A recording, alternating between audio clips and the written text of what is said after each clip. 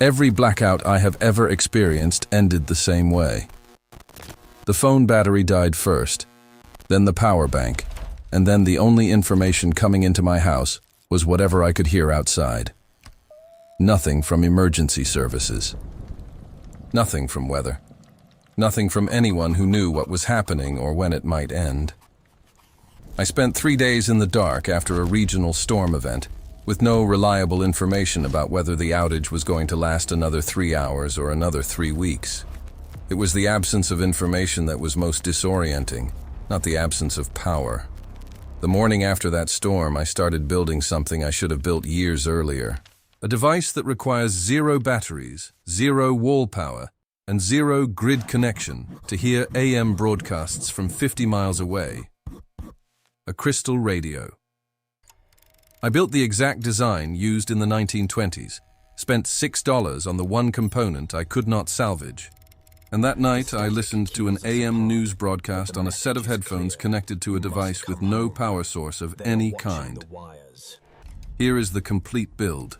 Let me show you what the finished set sounds like before I explain how it works, because the result is the thing that earns the explanation. The audio from a working crystal radio is not the crisp digital audio of a streaming service. It is quieter, more intimate, the sound of a voice coming across real distance through real air, carried on a wave of electromagnetic energy that the radio pulls directly from that wave without any amplification. You hold the headphones against your ears in a dark room and you hear a human voice describing the weather, reading the news, broadcasting an emergency update. And the voice is coming to you from 50 miles away through nothing but copper wire and a sliver of crystal. The experience is genuinely arresting even when you understand exactly why it works. It arrested me enough that I sat and listened for an hour the first night the radio worked, not because the content was remarkable, but because the physics of it was. None of this technology belongs to me or to the 1920s. The principle of crystal detection of radio waves was documented by Jagadish Chandra Bose in India in 1894, and again by Carl Ferdinand Braun in Germany in 1898 and 1899, with Braun receiving a share of the Nobel Prize in Physics in 1909 for his work on wireless transmission and detection.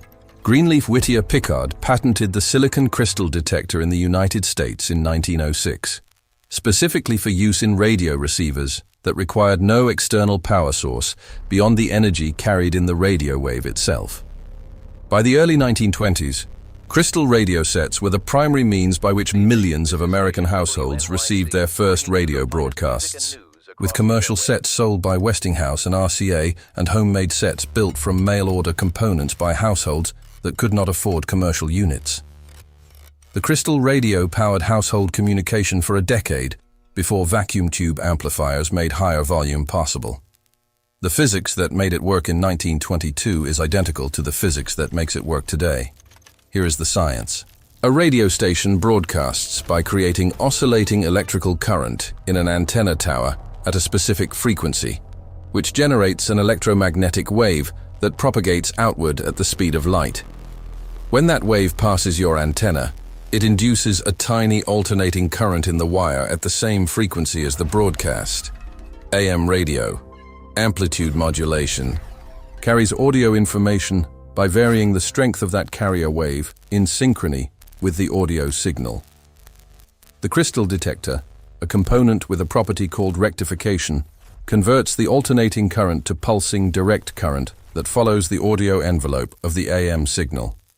The headphones, which are essentially small electromagnets driving thin membranes, convert that pulsing current back into sound waves. The entire process uses only the energy contained in the radio wave itself. No battery required, no amplification required. The radio wave provides the energy. The circuit converts it. The headphones produce the sound. Here is the part that gets me every time I explain this to someone for the first time.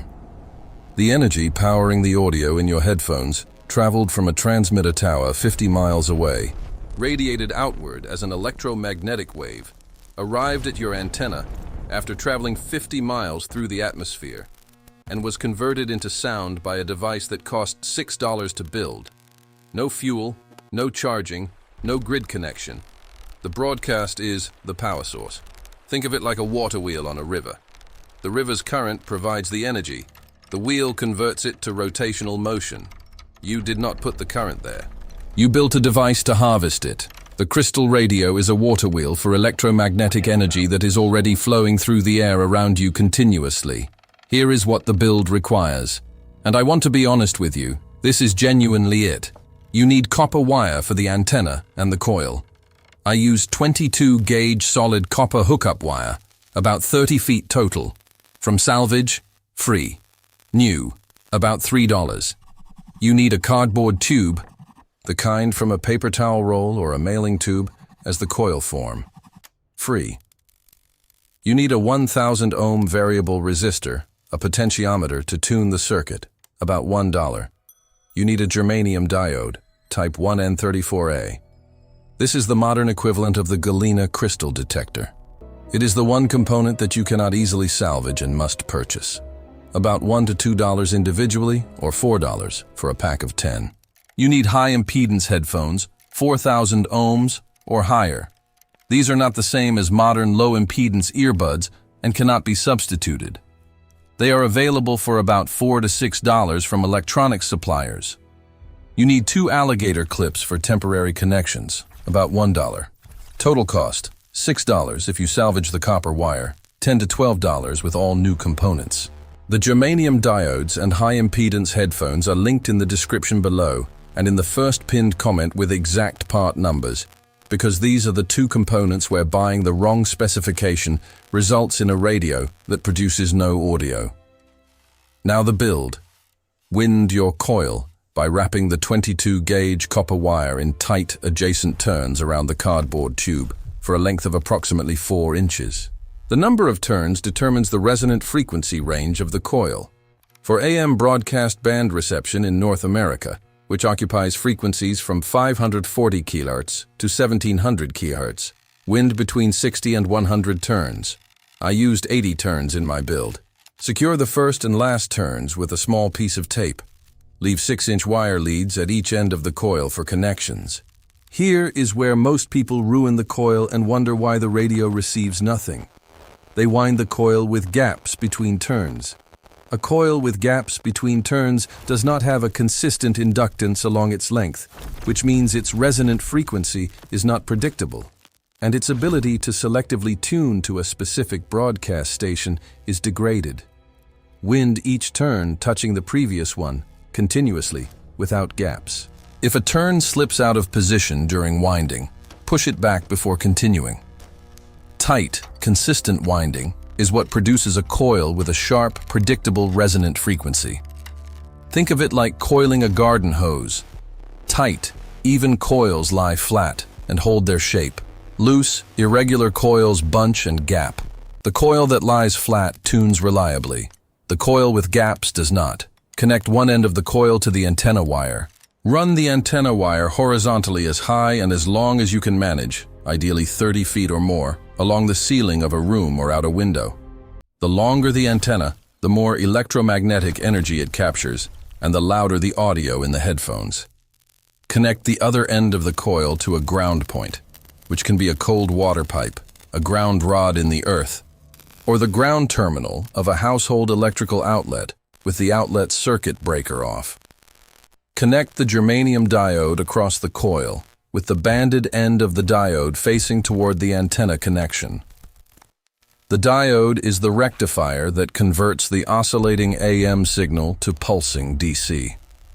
Connect the high-impedance headphones across the diode. This completes the circuit.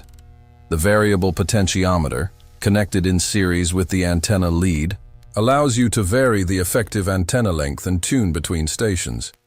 Touch the tip of a moistened finger to the coil and slide it slowly along the length of the coil while holding the headphones to your ear.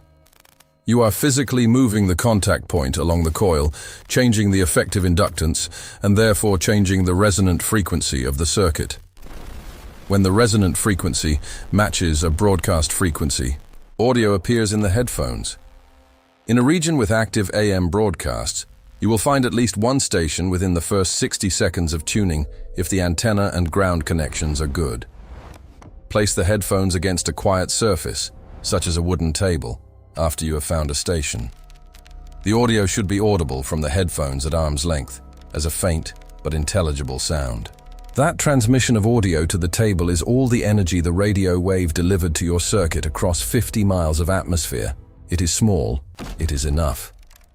When you are ready to integrate this no-power radio into a complete communications plan alongside the battery system from Video 7 and the Faraday-protected electronics from Video 6, the Energy Revolution system maps out how communications, power, and protection work together in a complete household resilience framework. You will see a QR code in the bottom right corner of your screen right now. Point your phone camera at it, and it will take you directly there. It goes beyond individual builds into the complete architecture of a household that stays informed and powered when the grid and the cellular network both fail. At hour 0 of a grid failure, you have power in the battery bank from Video 7 and information from the crystal radio. At hour 12, the power bank from Video 2 is keeping your phone charged for two-way communication when cellular works.